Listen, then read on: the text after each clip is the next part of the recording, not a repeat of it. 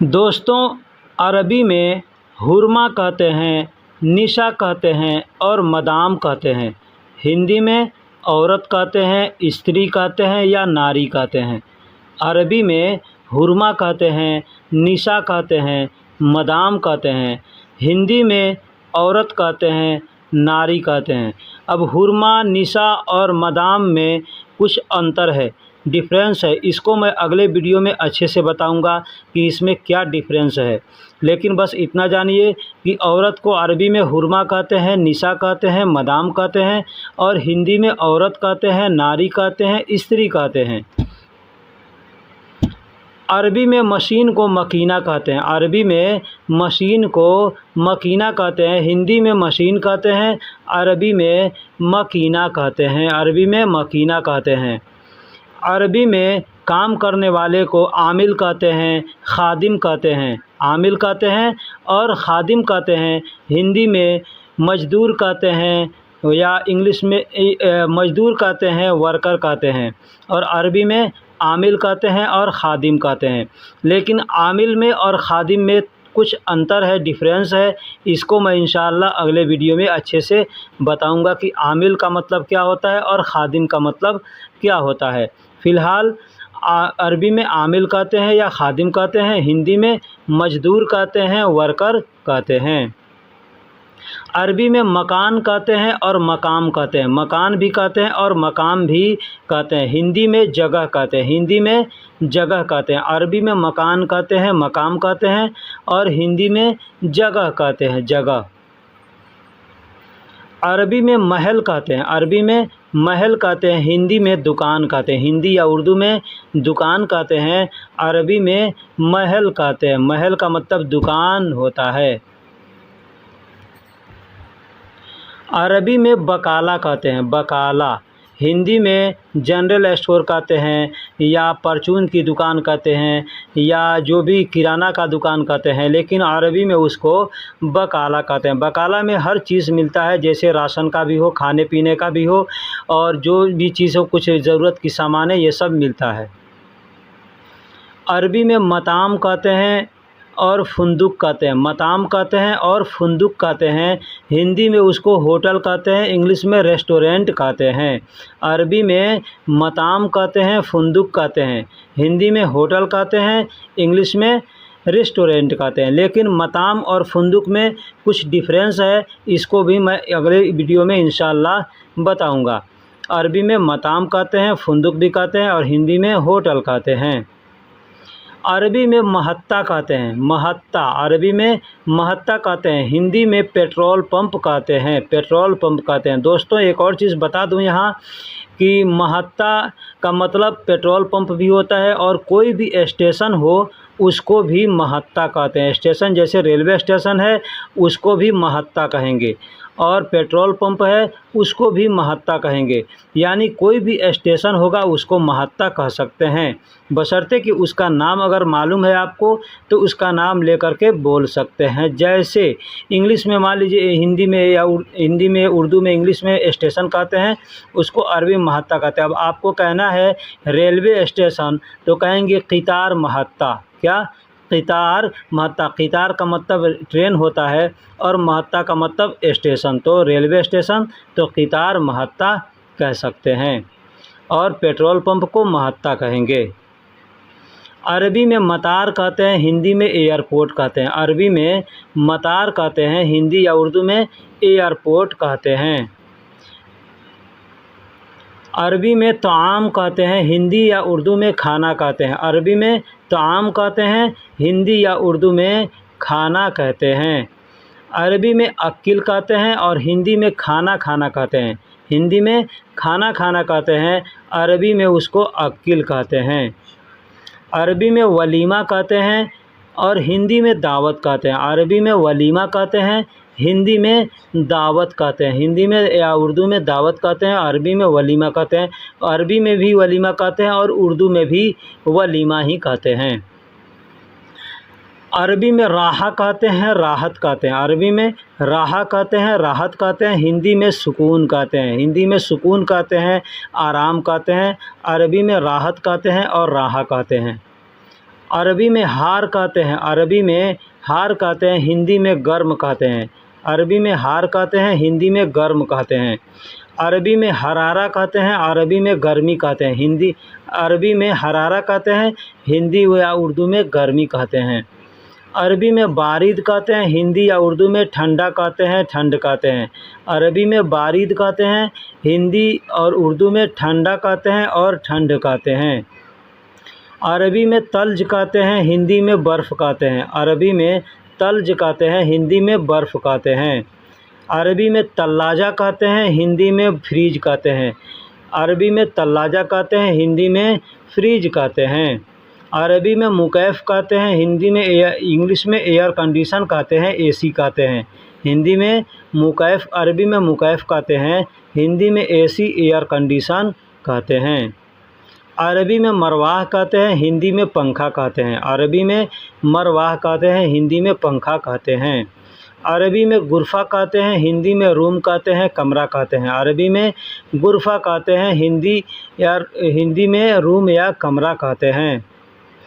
अरबी में साला कहते हैं या सालेह कहते हैं। अरबी में साला कहते हैं या सालेह कहते हैं, हिंदी में बड़ा रूम को कहते हैं। बड़ा रूम जो होता है उसको हम लोग हाल कहते हैं या बड़ा रूम कहते हैं, बड़ा कमरा। अरबी में उसको साला कहते हैं या सालेह कहते हैं। अब ये साला सालेह क्या होता है, कैसे होता है, मैं आपको यहाँ पे पूरा क्लियर बता देता हूँ। जैसे एक बड़ा हाल होता है, वो उस हाल के अंदर जो लोग इस्तराहा में काम करते हैं वहाँ पे ये हाल होता है। बड़ा हाल होता है, वहाँ पे गद्दियाँ बिछी रहती है सऊदी अरब के अंदर या कतर, बहरीन, कहीं भी आप रहते हैं वहाँ पे, और उसमें टेलीविज़न वगैरह रहता है और लोग बाहर से आते हैं, बैठते हैं, है ना। तो उसको हम लोग हाल कहेंगे या बड़ा रूम कहेंगे। अरबी में उसको साला कहते हैं या साले कहते हैं। अरबी में कैफ़ कहते हैं, हिंदी में कैसा कहते हैं, कैसे कहते हैं या कैसी कहते हैं। कैसा, कैसे, कैसी को अरबी में कैफ़ कहते हैं।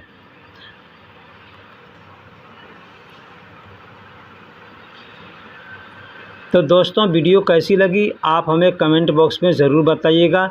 ये चैनल हमारा नया है, इसको आप सब्सक्राइब करें। इसके पहले मेरा एक और चैनल है जिसका नाम है आलम हमराही, उसको यूट्यूब ने बैन कर दिया है। लिहाजा आपसे गुजारिश है कि आप हमारे इस चैनल को सब्सक्राइब करें और यहाँ से अरबिक सीखें। आप अगर आलम हमराही को सब्सक्राइब किए हैं तो वो भी अच्छा है और ये भी है, दोनों चलता है। लेकिन हम उस चैनल पे काम करना अभी बंद किए हैं। लिहाजा आपसे गुजारिश है कि इस चैनल को सब्सक्राइब करें और यहाँ से आप अरबी सीखें।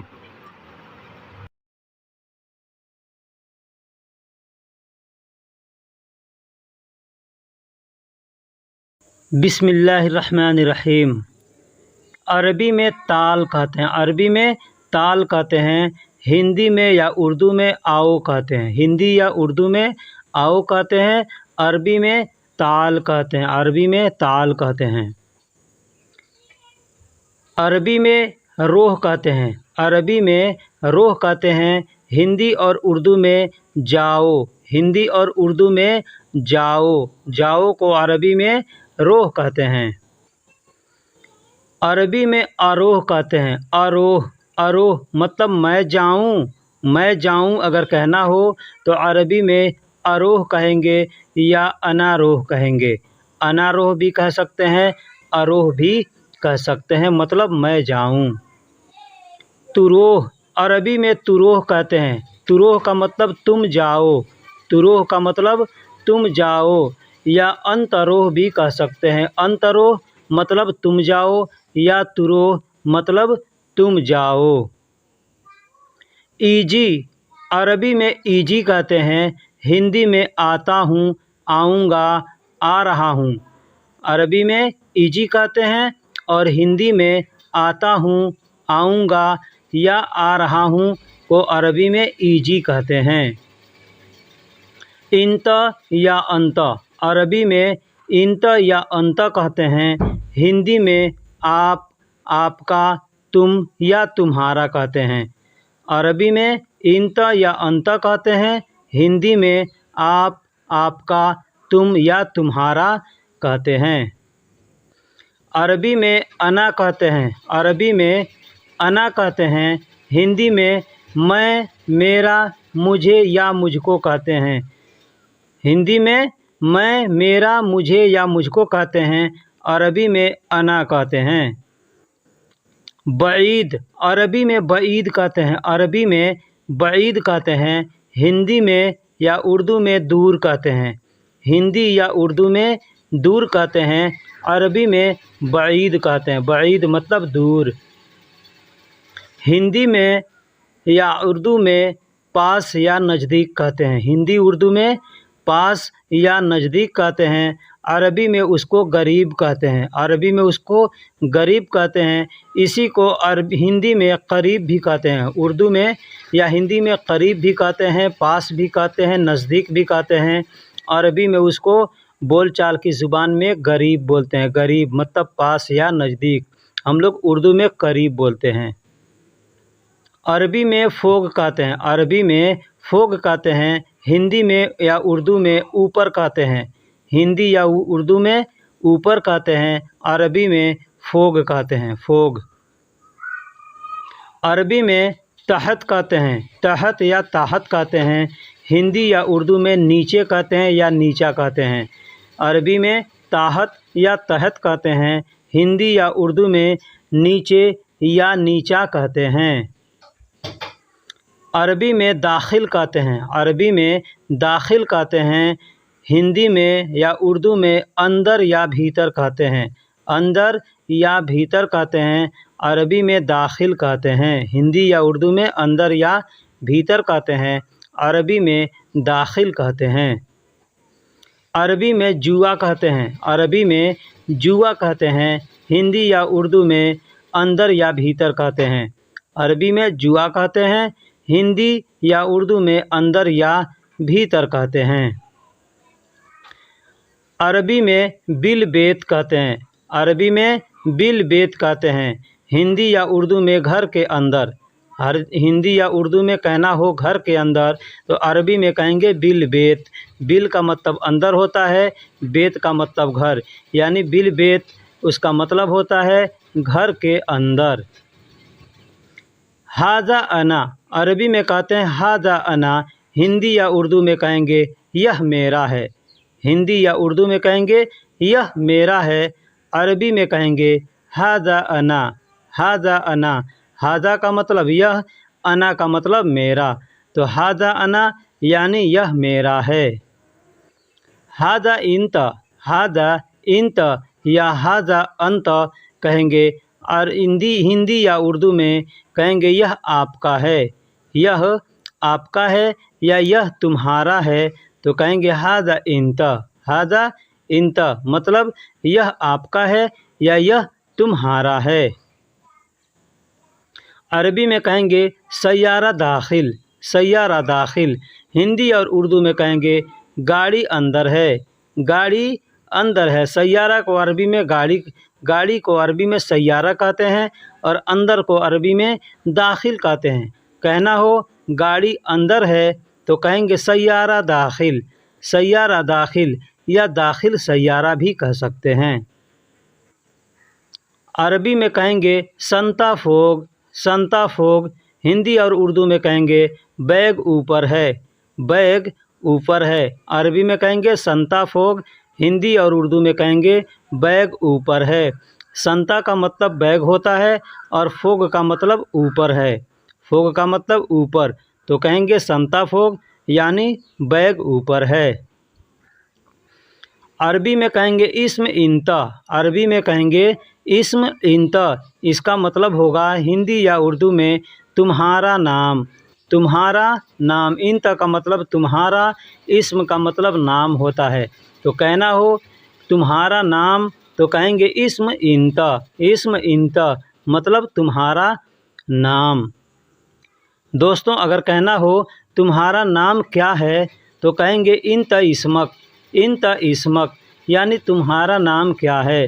अरबी में कहेंगे इंता। इंता का मतलब तुम्हारा, इस्मक का मतलब नाम क्या है तुम्हारा। इंता का मतलब तुम्हारा, इस्मक का मतलब तुम्हारा नाम। तो इंता इस्म यानी तुम्हारा नाम क्या है। इंता इस्मक यानी तुम्हारा नाम क्या है। अरबी में कहेंगे मसमुक। मसमुक। हिंदी में या उर्दू में कहेंगे तुम्हारा नाम क्या है। हिंदी या उर्दू में कहेंगे तुम्हारा नाम क्या है। अरबी में कहेंगे मस्मुका, मस्मुका। दोस्तों यहाँ मैंने 2-3 तरीका बताया। मस्मुका भी कह सकते हैं यानी तुम्हारा नाम क्या है। इस्मुका भी कह सकते हैं। इस्मुका भी इंत इस्मक कह सकते हैं या इंत इस्मुका कह सकते हैं, मतलब तुम्हारा नाम क्या है।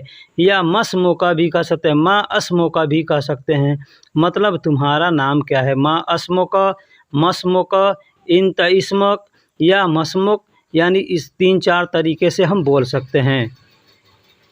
माँ इस्मुका यानी तुम्हारा नाम क्या है। माँ इस्मुका यानी तुम्हारा नाम क्या है।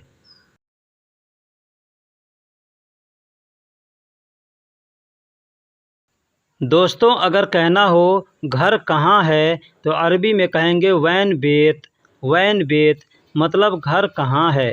घर कहाँ है हिंदी या उर्दू में कहना हो तो अरबी में कहेंगे वैन बेत, वैन बेत, यानी घर कहाँ है।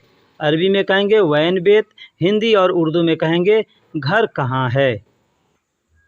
बेत वाजिद बईद, अरबी में कहेंगे बेत वाजिद बईद, बेत वाजिद बईद, मतलब होता है घर बहुत दूर है, घर बहुत दूर है। बेत का मतलब घर होता है, वाजिद का मतलब बहुत या बहुत ज़्यादा होता है, बईद का मतलब दूर होता है। तो घर बहुत ज़्यादा दूर है या घर बहुत दूर है कहना हो तो कहेंगे बेत वाजिद बईद, बेत वाजिद बईद, यानी घर बहुत दूर है या घर बहुत ज़्यादा दूर है। हाजा तवील, हाजा तवील, यानी यह लंबा है, यह लंबा है। हाजा तवील यानी यह लंबा है। हाजा का मतलब यह होता है, तवील का मतलब लंबा, तवील का मतलब लंबा। तो कहना हो यह लंबा है तो अरबी में कहेंगे हाजा तवील, हाजा तवील। कहना हो यह बड़ा है, यह बड़ा है तो अरबी में कहेंगे हादा कबीर, हादा कबीर। हिंदी या उर्दू में कहेंगे यह बड़ा है, अरबी में कहेंगे हादा कबीर, हादा कबीर, यह बड़ा है। यह छोटा है, यह छोटा है, हिंदी या उर्दू में कहेंगे यह छोटा है, अरबी में कहेंगे हादा सगीर, हादा सगीर। हादा का मतलब यह होता है, सगीर का मतलब छोटा। तो कहना हो यह छोटा है तो अरबी में कहेंगे हादा सगीर। यह मोटा है, हिंदी या उर्दू में कहना हो यह मोटा है तो अरबी में कहेंगे हादा दुब्बा, हादा दुब्बा, यानी यह मोटा है, यह मोटा है। हिंदी या उर्दू में कहेंगे, अरबी में कहेंगे हादा दुब्बा। हादा का मतलब यह, दुब्बा का मतलब मोटा होता है। हादा खफीफ, हादा खफीफ। दोस्तों अगर हिंदी उर्दू में कहना हो यह कमज़ोर है या यह पतला है या यह दुबला है या यह हल्का है तो अरबी में कहेंगे हादा खफीफ, हादा खफीफ। हादा का मतलब यह होता है, खफीफ का मतलब दुबला, पतला, कमज़ोर, पतला जो भी होता है उसको बारीक, उसको अरबी में खफीफ कहते हैं। हल्का भी कहना हो, कमज़ोर भी कहना हो, ठीक है, तो कहेंगे खफीफ। हादा सेबा, हादा सेबा। हिंदी या उर्दू में कहना हो यह बूढ़ा है तो अरबी में कहेंगे हादा सेबा। हादा का मतलब यह, सेबा का मतलब बूढ़ा होता है। हादा का मतलब यह और सेबा का मतलब बूढ़ा होता है। तो अगर अरबी में कहना हो हादा सेबा, हिंदी उर्दू में कहेंगे यह बूढ़ा है, यह बूढ़ा है। हो व शाब, हो व शाब। हुआ का मतलब वह होता है, शाब का मतलब जवान होता है, शाब का मतलब जवान। तो कहना हो वह जवान है तो कहेंगे हो व शाब, हो व शाब, यानी वह जवान है। हो व शाब यानी वह जवान है। अरबी में शाब कहते हैं, हिंदी या उर्दू में जवान कहते हैं। अरबी में शाब कहते हैं, हिंदी या उर्दू में जवान कहते हैं। अरबी में शबाब कहते हैं, हिंदी या उर्दू में जवानी कहते हैं। अरबी में शबाब कहते हैं, हिंदी या उर्दू में जवानी कहते हैं। अगर जवानी हिंदी उर्दू में कहना हो, अरबी में कहेंगे शबाब। अरबी में जमील कहते हैं, हिंदी और उर्दू में खूबसूरत कहते हैं। अरबी में जमील कहते हैं, हिंदी और उर्दू में खूबसूरत कहते हैं। दोस्तों, जमील भी कह सकते हैं या जमीला भी कह सकते हैं। हिंदी और उर्दू में खूबसूरत कहेंगे। अरबी में दिग कहते हैं, हिंदी में मुर्गा कहते हैं। अरबी में दिग कहते हैं, उर्दू में अरबी में मुर्गा कहते हैं। अरबी उर्दू और हिंदी में मुर्गा कहते हैं। अरबी में दिग कहते हैं, हिंदी और उर्दू में मुर्गा कहते हैं। अरबी में दिग कहते हैं। दोस्तों, अरबी में दुग कहते हैं, हिंदी और उर्दू में जैसे कहते हैं लगाना या ठोकना, किसी चीज़ पर दस्तक देना या किसी चीज़ पर मारना, तो उसको अरबी में दुग कहते हैं। दुग, दुग का मतलब लगाना, ठोकना या मारना होता है। अरबी में अलम कहते हैं, हिंदी उर्दू में दर्द कहते हैं। अरबी में अलम कहते हैं, हिंदी उर्दू में दर्द कहते हैं। पैर में दर्द है, सर में दर्द है, कहीं भी दर्द है तो उसको कहेंगे अलम। अलम यानी दर्द। दोस्तों, अरबी में सदीलिया कहते हैं, हिंदी उर्दू में दवाखाना कहते हैं। अरबी में सदीलिया कहते हैं, हिंदी उर्दू में दवाखाना कहते हैं। दोस्तों, अरबी में मुस्तशफ़ा कहते हैं या मिस्तशफ़ा कहते हैं। हिंदी या उर्दू में अस्पताल कहते हैं। हिंदी या उर्दू में अस्पताल कहते हैं। अरबी में मुस्तशफ़ा कहते हैं। दोस्तों, अरबी में तबीब कहते हैं, हिंदी या उर्दू में डॉक्टर कहते हैं। अरबी में तबीब कहते हैं, हिंदी या उर्दू में डॉक्टर कहते हैं।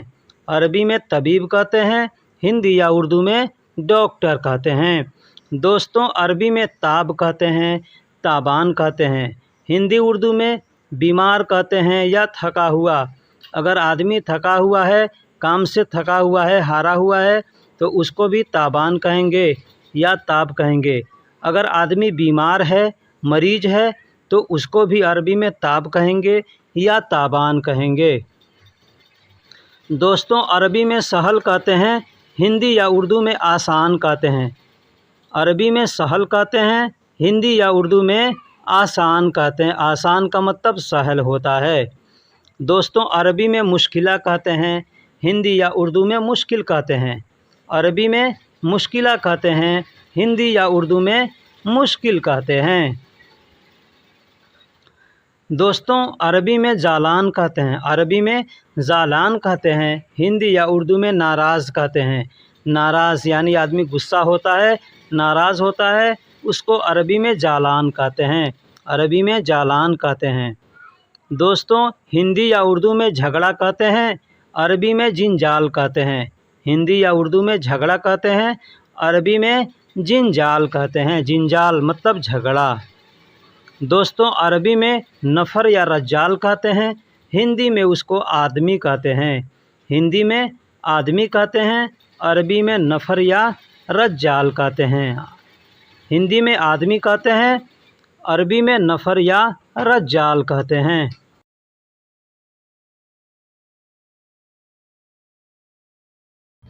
बिस्मिल्लाहिर्रहमानिर्रहीम। अस्सलामु अलैकुम वरहमतुल्लाहि वबरकातुहू। दोस्तों, कैसे हैं, क्या हाल है? उम्मीद करता हूं कि खैर व आफियत से होंगे। दोस्तों, इस वीडियो में मैं कुछ आपको छोटे छोटे शब्द का मतलब बतलाऊंगा और कुछ जुमले बनाकर बतलाऊंगा कि जुमले कैसे बोले जाते हैं अरबी में, अरबी में किस लफ्ज़ का मतलब क्या होता है। लिहाजा आपसे गुजारिश है कि वीडियो को आखिरी तक देखिएगा। तो चलिए अब हम वीडियो को शुरू करते हैं। सबसे पहला लफ्ज़ है आटा। हम लोग हिंदी और उर्दू में आटा बोलते हैं, जो गेहूं का आटा होता है। ये बहुत से कम लोगों को मालूम होता है कि आटा को अरबी में क्या कहते हैं। आटा को अरबी में दगीग कहते हैं। दगीग, दगीग का मतलब आटा होता है। अब इसको अगर हम अरबी में लिखेंगे ना, तो दाल, बड़ा काफ और या और फिर बड़ा काफ होता है। दकीक होता है लिखने में दकीक, लेकिन बोलने के लिए लोग अरबी में दगीग बोलते हैं। तो दगीग यानी आटा को अरबी में दगीग कहते हैं।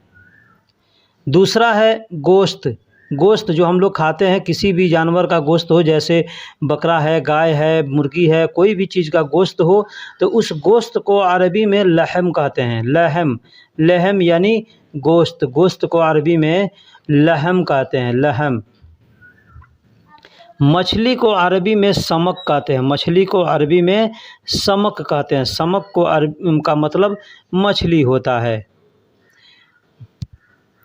चावल को अरबी में रूज कहते हैं, चावल को अरबी में रूज कहते हैं। अब चाहे चावल कच्चा हो या पका हुआ हो, दोनों को अरबी में रूज ही कहते हैं। हम लोग हिंदी उर्दू में भात ऐसे जो देहाती लैंग्वेज होता है उसमें लोग पके हुए चावल को भात कहते हैं, लेकिन शहरों में चावल ही कहा जाता है, पका हुआ हो या चाहे कच्चा हो।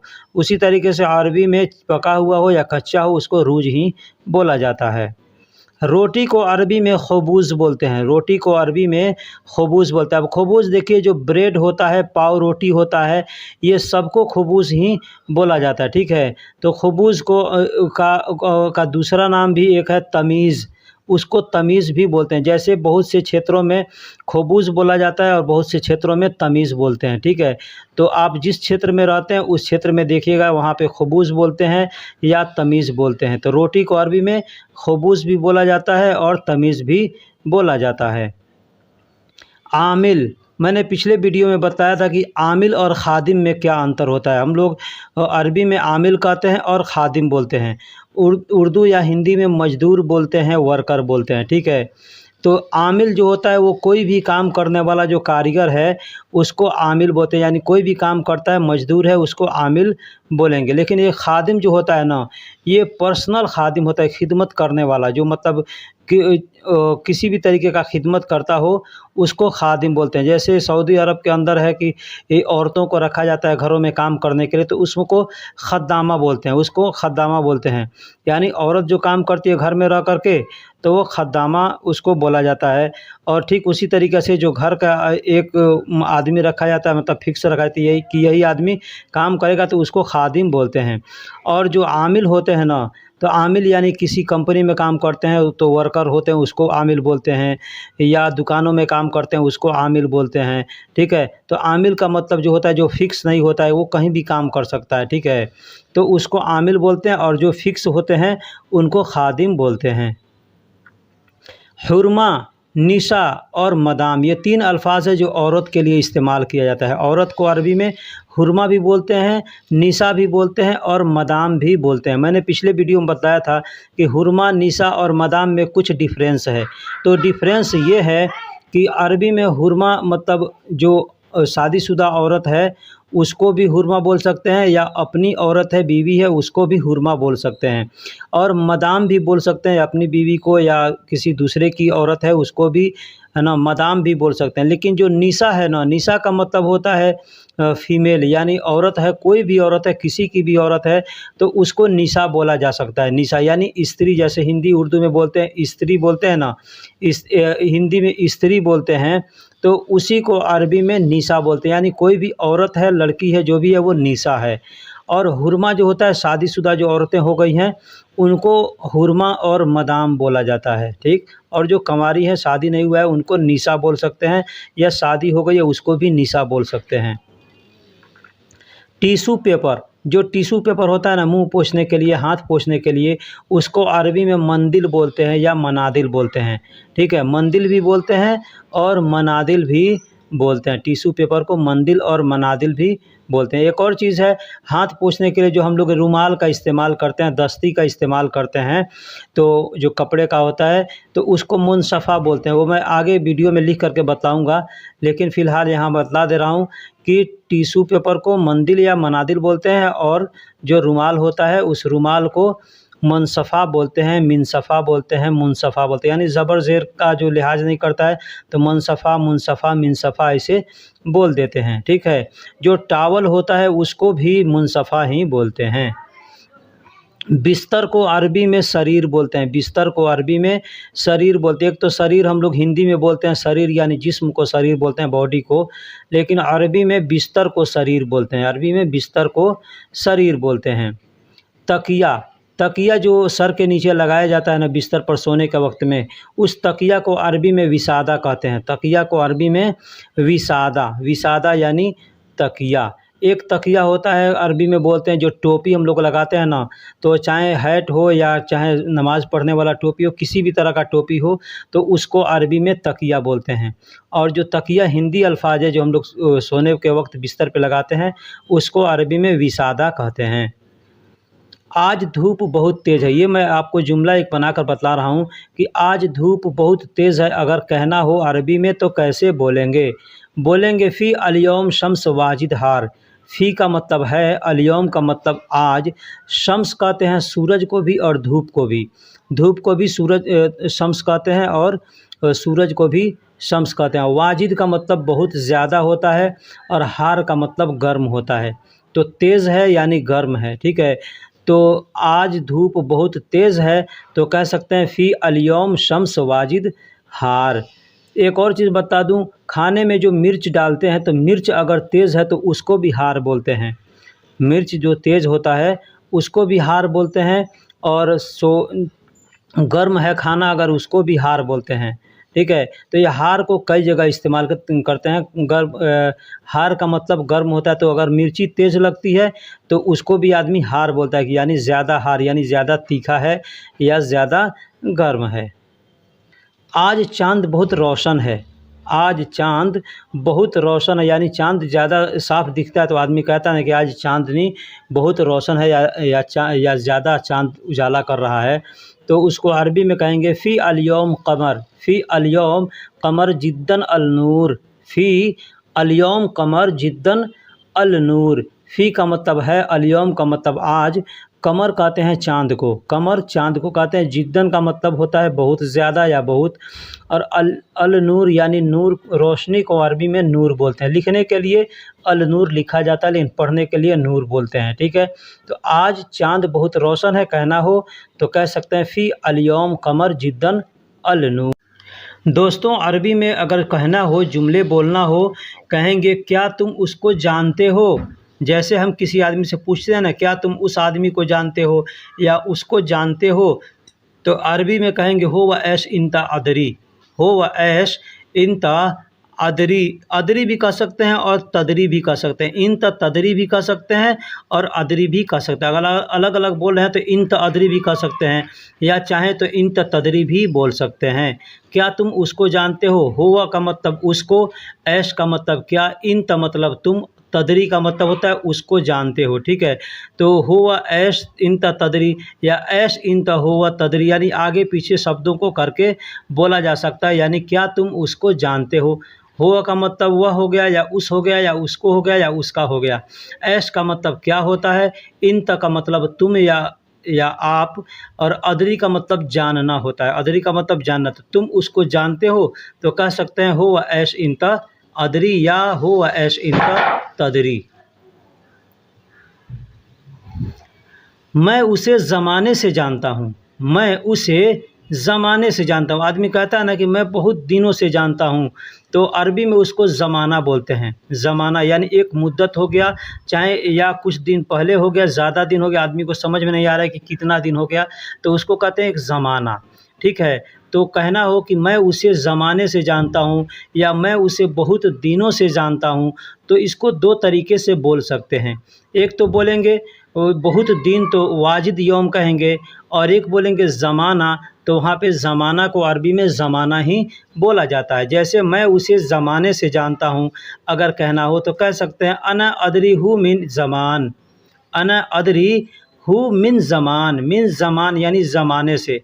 अना का मतलब मैं, अदरी का मतलब जानता हूँ, हु का मतलब उसे। हु का मतलब उसे, जैसे हुआ कहते हैं ना, तो हुआ का मतलब वह या उस या उसे होता है, तो यहाँ पे सिर्फ हु का इस्तेमाल किया गया है। हु मिन ज़मान। मिन का मतलब से होता है, ज़मान का मतलब ज़माना, तो ज़माने से। तो कहेंगे मैं उसे ज़माने से जानता हूँ, तो कहेंगे अना अदरी हु मिन ज़मान। या अगर कहेंगे कि मैं उसे बहुत दिनों से जानता हूँ, तो यहाँ पे अना अदरी हु वाजिद यौम। हु वाजिद यौम यानी बहुत दिनों से, ठीक है। मिन भी कह सकते हैं, मिन वाजिद यौम भी कह सकते हैं। लेकिन अगर आप कहते हैं अना अदरी हु मिन ज़मान, तो ये बहुत परफेक्ट है। वह कहाँ है मुझे नहीं मालूम। वह कहाँ है मुझे नहीं मालूम, अगर ये कहना हो तो कहेंगे हो अवैन अना माफ़ी मालूम। हो अवैन, हुआ का मतलब वह, वैन का मतलब कहाँ, अना माफ़ी मालूम। अना का मतलब मुझे, माफ़ी मतलब नहीं है, मालूम मतलब जानकारी या मालूमात। ठीक है। तो वह कहाँ है मुझे नहीं मालूम, या वह कहाँ है मैं नहीं जानता, ठीक है। तो इस तरीके से बोल सकते हैं, या वह कहाँ है मुझे नहीं पता। हम लोग हिंदी उर्दू में कई तरीके से बोलते हैं। अरबी में कहेंगे हुवा वैन अना माफ़ी मालूम, या हुवा वैन अना मा अदरी, इस तरीके से बोल सकते हैं। या हुवा वैन अना मा आरफ भी बोल सकते हैं। मा आरफ का मतलब होता है नहीं जानता, नहीं पता, ठीक है। मा अदरी का मतलब होता है मैं नहीं जानता, ठीक है। माफ़ी मालूम का मतलब होता है मैं नहीं जानता हूँ, ठीक है, या मुझे मालूम नहीं है। और मा आरफ का मतलब होता है कि मैं नहीं, मुझे नहीं पता, ठीक है। वह कहाँ है मुझे नहीं पता, तो हुआ वैन अना ला आरफ, इसको दूसरे तरीके से भी बोल सकते हैं। मा आरफ भी बोल सकते हैं और ला आरफ भी बोल सकते हैं। हुआ वैन अना ला आरफ, यानी वह कहाँ है मुझे नहीं पता। मैं जानता हूँ वह अभी घर में है, वह मैं जानता हूँ वह अभी घर में है, इस तरीके से बोलना हो तो कहेंगे अना मालूम फ़ी हुआ अलहिन दाखिल बेत। अना मालूम फ़ी हुआ अलहिन दाखिल बेत। अना मालूम यानी मुझे मालूम है या मुझे जानकारी है। फ़ी हुआ वह है, फ़ी का मतलब है, हुआ का मतलब हुआ, फ़ी हुआ यानी वह है, अलहिन मतलब अभी, दाखिल बेत यानी घर के अंदर, दाखिल बेत यानी घर के अंदर या घर में, ठीक है। तो अंदर के लिए बहुत से जगह पे फ़ी का भी इस्तेमाल किया जाता है। फ़ी का मतलब होता है भी होता है, फ़ी का मतलब में भी होता है। और दाखिल का अगर इस्तेमाल करते हैं तो दाखिल का मतलब हो गया अंदर भी हो गया और में भी हो गया, यानी अगर घर में है या घर के अंदर है, बात दोनों सेम सेम है। तो वहाँ पे दाखिल बेत इस्तेमाल करें, दाखिल बेत यानी घर में या घर के अंदर। तो मैं जानता हूँ वह अभी घर में है, तो कहेंगे अना मालूम फ़ी हुआ अलहीन दाखिल बेत, इस तरीके से बोल सकते हैं। लेकिन उसका घर अभी बंद है, लेकिन उसका घर अभी बंद है, तो कहेंगे लाकिन हु भी कह सकते हैं, लाकिन हुआ भी बोल सकते हैं। तो लाकिन हु बेत अलहीन मशक्कर, लाकिन हुआ बेत अलहीन मशक्कर। लाकिन यानी लेकिन को अरबी में लाकिन बोलते हैं, लेकिन को अरबी में लाकिन बोलते हैं। हुआ का मतलब उसका, बेत फ़ी मतलब बेत का मतलब घर है, फ़ी का मतलब है अलहीन, अलहीन का मतलब होता है अभी या अब, मशक्कर यानी बंद है। बंद है अगर कोई भी चीज़ तो उसको मशक्कर कहेंगे। बंद करने को शक्कर कहते हैं, और बंद हो गया है या पहले से बंद है या बंद कर दिए तो कहेंगे मशक्कर, ठीक है, मशक्कर। अब एक और चीज़ बता दूं भी, किसी भी अल्फाज के शुरू में अगर म का इस्तेमाल किया जाता है तो उसका मतलब होता है कि वो काम पहले से पूरा हो चुका है। जैसे मशक्कर यानी बंद है, मफ़तूह यानी खुला हुआ है, ठीक है। इसके बारे में मैं आगे वीडियो में इंशाअल्लाह बताऊंगा। लिहाजा आपसे गुजारिश है कि अगर आप यहाँ तक वीडियो को देख चुके हैं और आप अगर आगे भी वीडियो देखना चाहते हैं तो आप हमारे चैनल को सब्सक्राइब करें और वीडियो को लाइक करें, और वीडियो पसंद आए तो दोस्तों में भी शेयर करें। एक और चीज़ और मैं बता दूं, एक मेरा और चैनल है जिसका नाम है आलम हमराही, ठीक है। उस चैनल पे हमारा स्ट्राइक आया हुआ है और हमारे मोनेटाइजेशन को वो डीमोनेटाइज कर दिया गया है। अगर आप हजरात अगर उस चैनल को भी देखते हैं तो बहुत अच्छी बात है ना। और अगर इस चैनल को भी आप चाहें तो इस चैनल पे भी सीख सकते हैं, उस चैनल पे भी सीख सकते हैं। लेकिन मैं आपसे रिक्वेस्ट करता हूं कि इस चैनल को सब्सक्राइब करें, क्योंकि वो चैनल बंद हो सकता है या चालू भी रह सकता है, ये कोई ज़रूरी नहीं है, ठीक है। तो चलिए फिर मिलेंगे किसी अगले वीडियो में, तब तक के लिए खुदा हाफिज़, सलाम अलैकुम।